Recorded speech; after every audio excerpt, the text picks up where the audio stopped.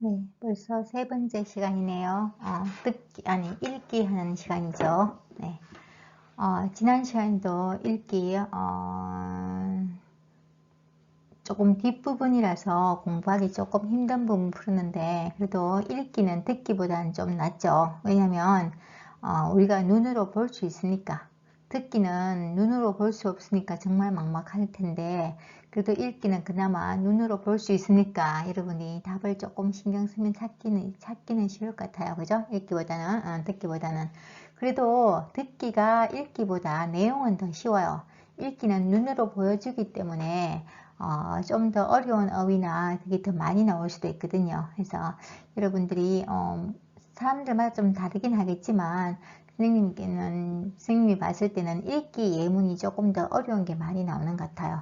자, 오늘 읽기 한번 시작해 보도록 할게요. 네, 오늘은 33번부터 하도록 하겠습니다.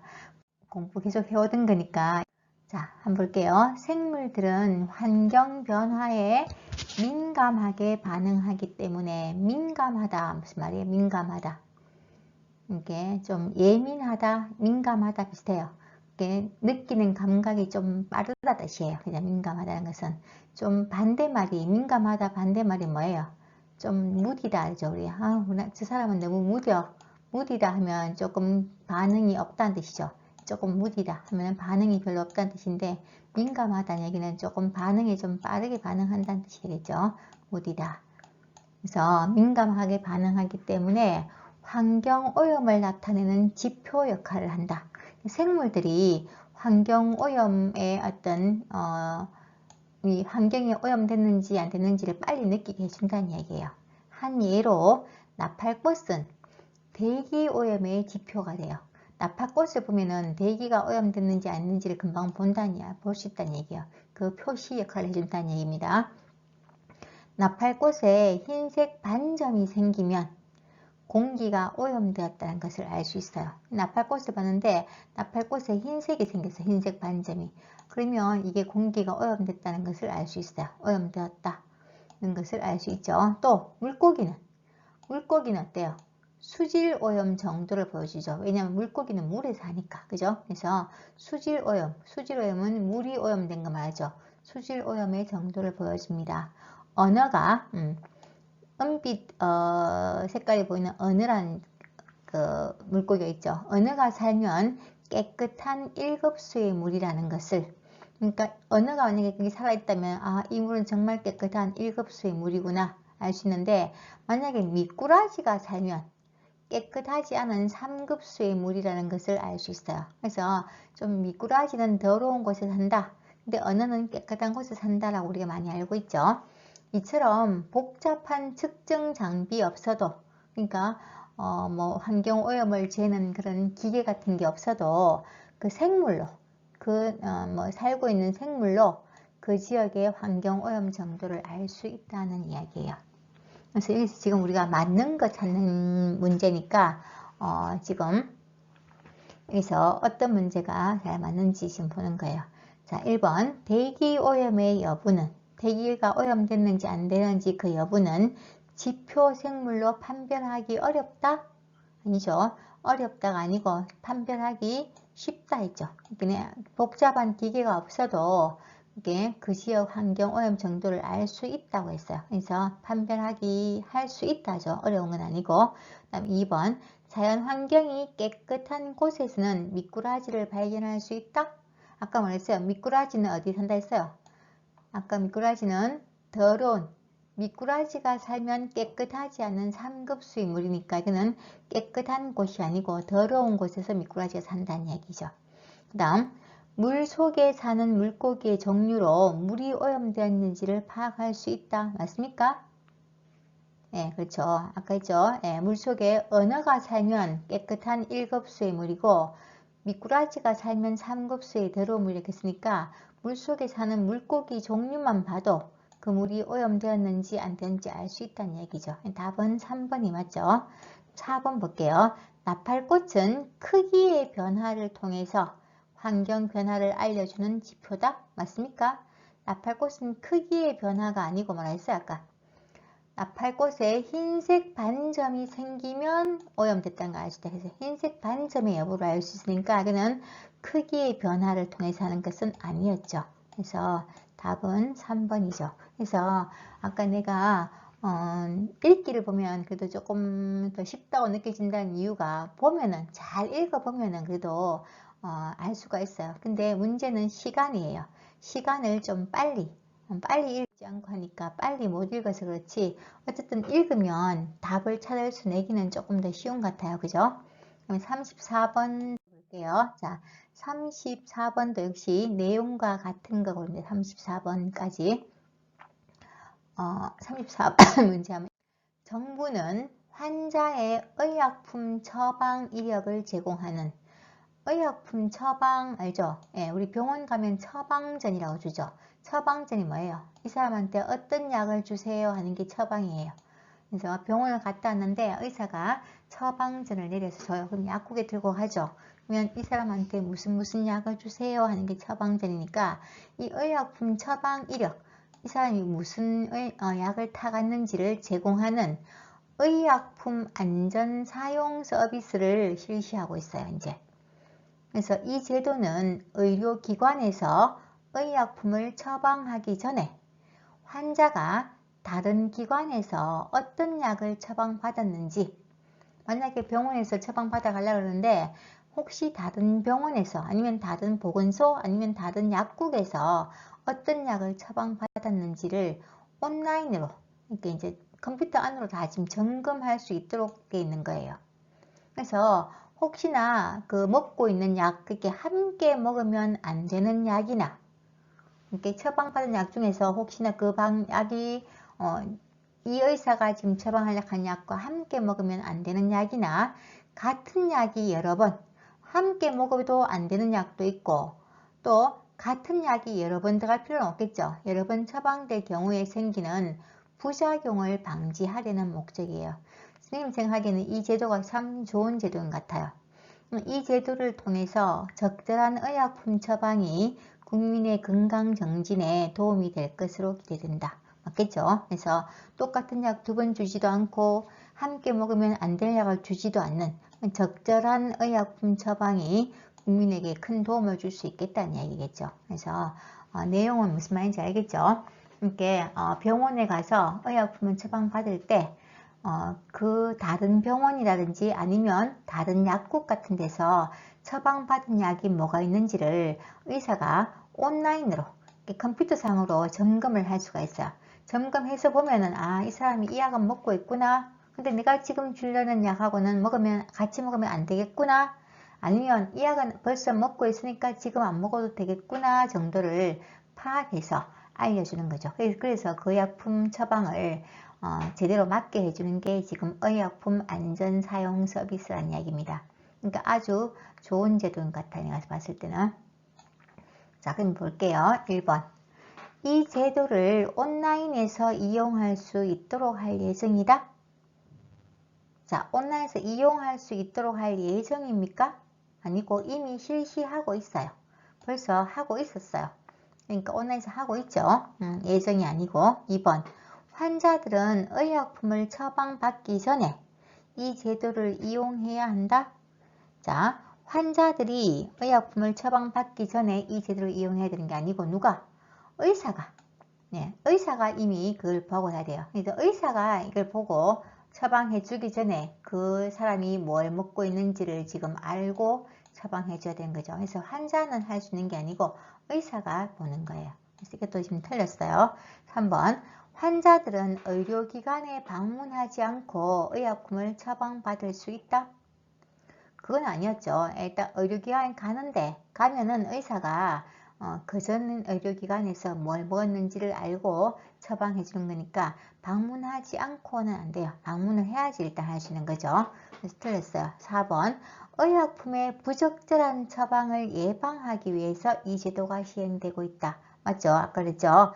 예, 같은 약을 함께 먹으면 안 되는 약을 먹게 되거나 아니면 같은 약을 두 번 먹게 되거나 이런 것을 예방하기 위해서 지금 이 제도가 시행되고 있는 거예요. 답은 4번이 제일 좋겠죠.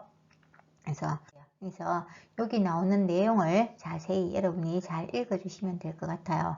자, 그러면 이제 34번까지는 내용과 같은 거 골랐어요. 35번부터는 또 조금 달라지죠. 이번에는 주제는 했죠.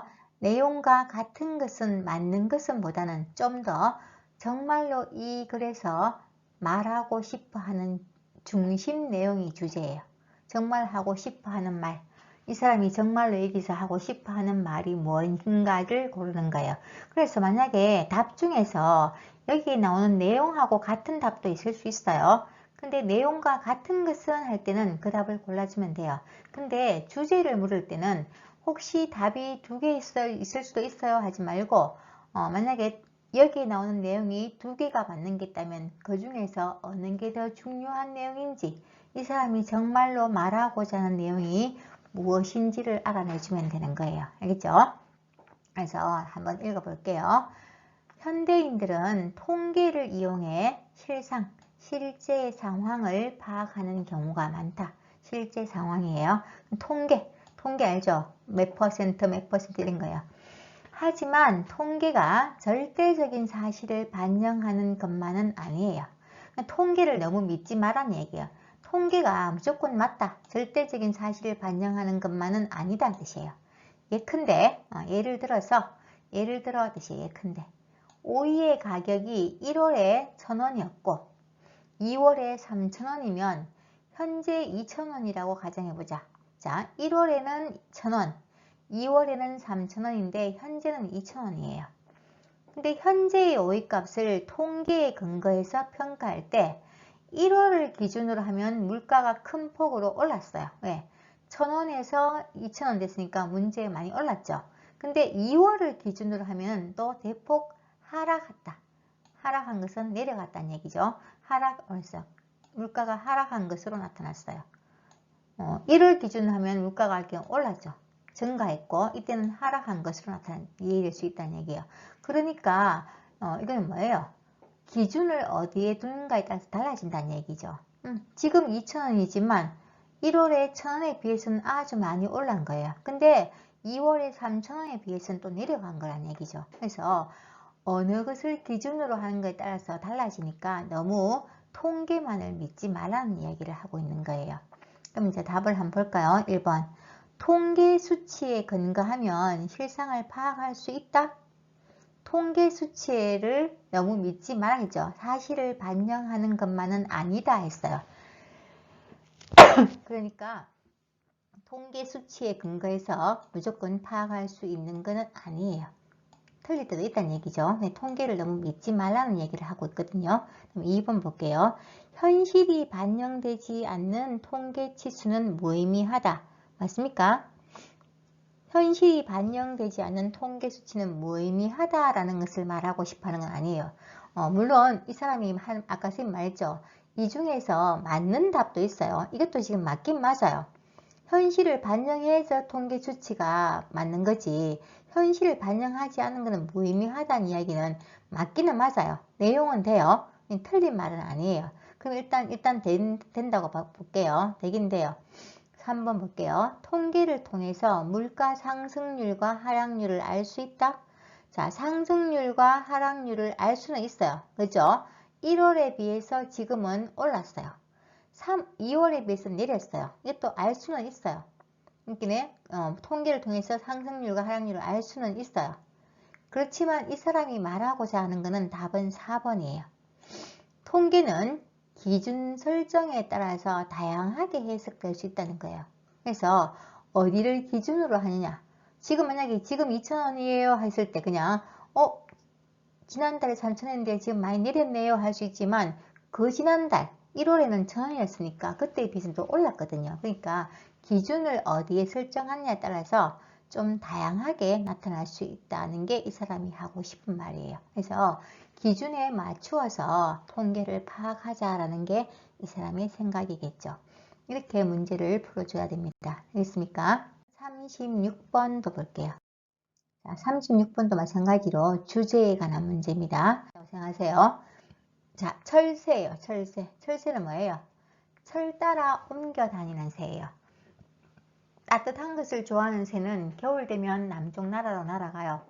근데 다시 봄 되면 다시 날아오죠. 그게 철새예요. 철새는 종류에 따라서 수만에서 수십만 개체가 무리를 지어서 일정한 대형으로 이동해요. 그래서 같이 단체로 다 같이 이동해요. 나는 나, 너는 너 아니고 다 같이 우리 이동하자 하면 일정한 형태를 갖추어서 막 이동해요. 이때 대형의 일정한 이제 쭉 전체가 쭉 하는 이끌어가는데 보통 이런 식으로 앞에 선두가 쓰고 그 다음에 또 이렇게 뭐 이렇게 쓰고 그 다음 또 더 넓게 또 더 많은 대형으로 보통 이런 식으로 보니까 뭐 이동하더라고요. 이렇게 이런 식으로 어떤 모양을 갖춰서 이렇게 이동을 해요. 그럼 마지막에 막 따라가겠죠. 계속. 근데 여기서 여기 있는 게 선두예요.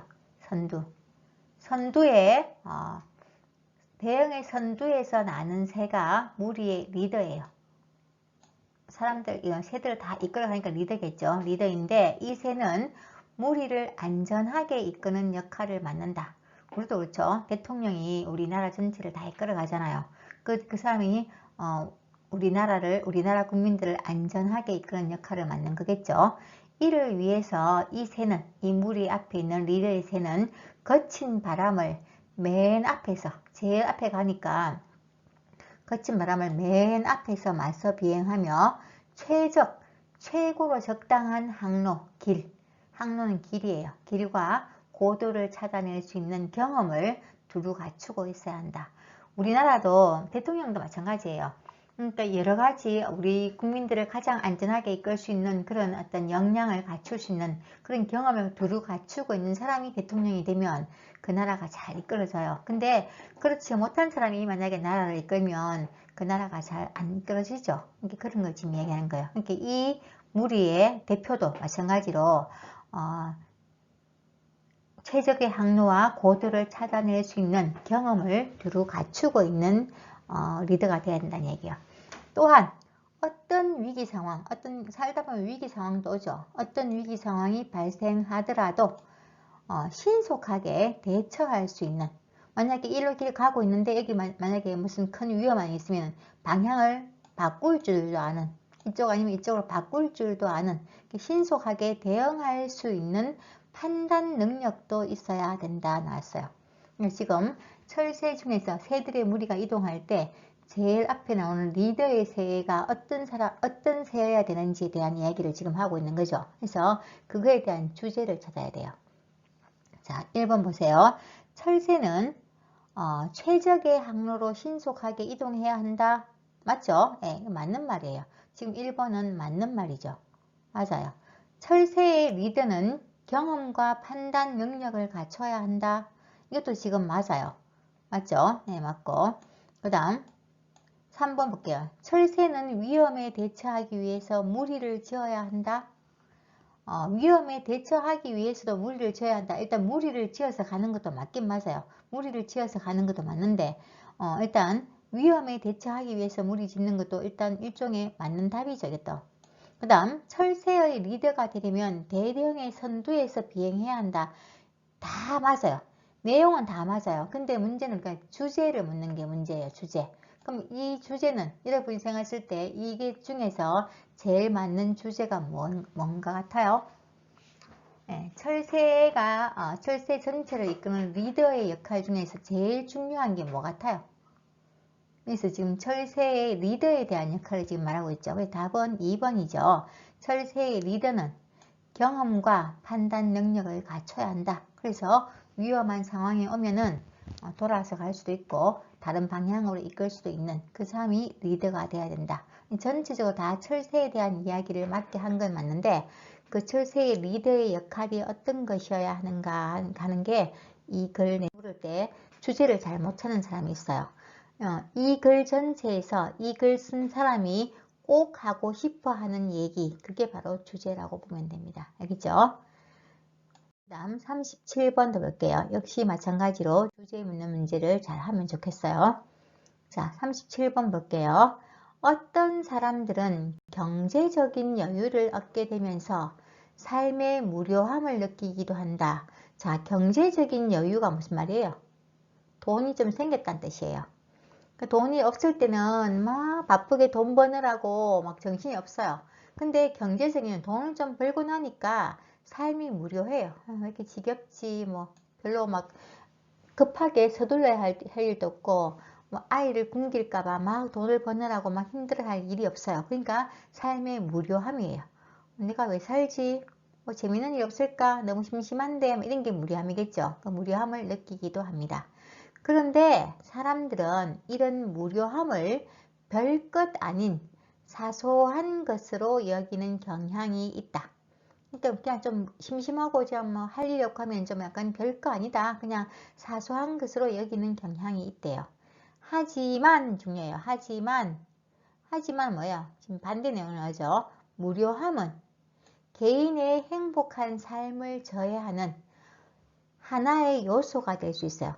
행복한 삶을 저해하다. 저해하다는 건 무슨 말이에요? 저해하다. 좀 방해하다 뜻이에요. 방해하다 알죠? 내가 뭐 하는 것을 방해하는 하나의 요소가 될 수도 있다. 돈이나 명예로는 남부럽지 않을 것 같은 사람들이 돈도 있고 명예도 있어요. 돈도 나는 많이 있고 사람들이 나를 존경하고 나는 명예도 있어요. 근데 그래서 남 부럽지 않아요. 남이 부러울 이유가 없어요. 돈도 있고 명예도 있으니까. 그런 남 부럽지 않을 것 같은 사람들이 무료함 때문에 사회적인 일탈 행동. 일탈 행동이 뭘까요? 일탈 행동은 좀 벗어나는 것이에요. 이게 길을 쭉 있는데 원래 여기 길이 있으면 이 길로 쭉 가야 돼요. 이 길로 쭉 가야 되는데 어느 날 갑자기 이 길이 가기 싫어요. 난 이 길로 갈 거야 하고 딱 가버리는 게 이게 바로 일탈이에요. 그래서 사회적으로 일탈 행동을 하기도 하고, 그래서 사회적 일탈 행동 같은 경우는 여러 가지가 있어요. 뭐 성범죄를 저지른다거나 아니면 또 뭐 하여튼 생각지도 않은 이상한 행동을 할 때 일탈 행동을 한다 하거든요. 그런 행동을 하기도 하고, 무료함이 너무 심해져 가지고 우울증으로까지 발전해서 뭐 죽기도 한 경우도 있어요. 자살까지 간 경우도 있죠. 그래서 무료한 경우가 아주 사소하고 쉬운 게 아니고 그냥 아주 심각한 병으로 생각해야 된다는 이야기입니다. 경우도 있기 때문이다. 무료함은 간과해도, 간과는 쉽게 넘긴다. 쉽게 쉬운 일로 생각하고 넘기는 게 간과예요. 쉽게 생각해도 되는 사소한 것이 아니다. 이렇게 쉽게 넘겨야 되는, 쉽게 넘기는 그런 사소한 것이 아니다라는 이야기를 지금 하고 있는 거예요. 그래서 여러분이 잘 모르는 단어가 나오면은 단어부터 먼저 찾아주면 좋아요. 문제를 풀 때 단어의 뜻이 뭔지를 알면 여러분이 풀기 쉬우니까 일탈 행동, 간과, 또 아니면 무료함 같은 이런 단어들, 이런 단어들을 여러분이 먼저 알고 있으면 사실 문제 풀 때 어려움이 없어요. 저해한다 이런 것도 약간 힘들죠. 이런 단어들. 이런 단어들 요까지만 알아도 여러분들이 다른 단어들은 별로 모르는 게 없을 것 같아요.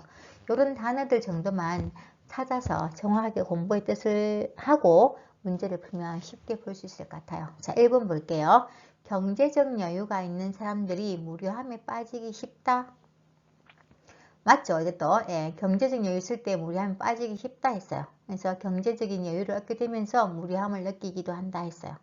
사회적 일탈 행동은 돈과 명예가 없는 데서 기인한다? 이건 지금 틀린 말이에요. 사회적 일탈 행동이 아까 했죠? 뭐예요? 남부럽지 않은, 돈이나 명예 다 있어서 남부럽지 않을 같은 사람들도 일탈 행동을 한다니까. 이건 지금 돈과 명예가 없어서 하는 건 아니에요. 이 답은 아예 잘못된 답이에요. 3번 볼게요. 무료함을 가볍게 여기지 말고 그 심각성을 인식해야 한다. 답은 3번이죠. 무료한 게 결코 사소한 일이 아니다. 그 무료함 때문에 일탈 행동을 하기도 하고 우울증까지 생길 수 있으니까 그 심각함을 내가 좀 생각하고 알고 있어야 된다. 이게 답이에요. 4번은 행복한 삶을 위해서는 우울증을 예방하려고 노력해야 된다. 이것도 물론 맞죠. 행복한 삶을 살기 위해서 우울증 없어야 돼요. 맞는데 1번이랑 4번도 맞는 말이긴 해요. 근데 이 글의 주제는 아니라는 얘기죠. 주제는 무료한 삶을 별거 아니야 하고 넘기지 말고 아주 심각하게 생각하고 그것을 잘 인식해야지 뭐 일탈 행동도 하지 않게 되고, 그리고 또 뭐 쉽게 넘기지 말고 잘 파악하고 인식해서 치료할 수 있도록 노력해야 된다는 이야기를 지금 하고 있는 것 같아요. 그래서 오늘도 37번까지만 풀도록 할게요. 네, 주제에 대한 문제를 했는데, 주제는 그냥 맞는 것하고는 조금 달라요. 맞는 게 있을 수도 있다고 했죠. 그렇지만 주제는 정말로 하고 싶어 하는 말이 무엇인가를 찾는 게 주제라고 했습니다. 오늘도 3시간 동안 공부하느라고 수고하셨습니다.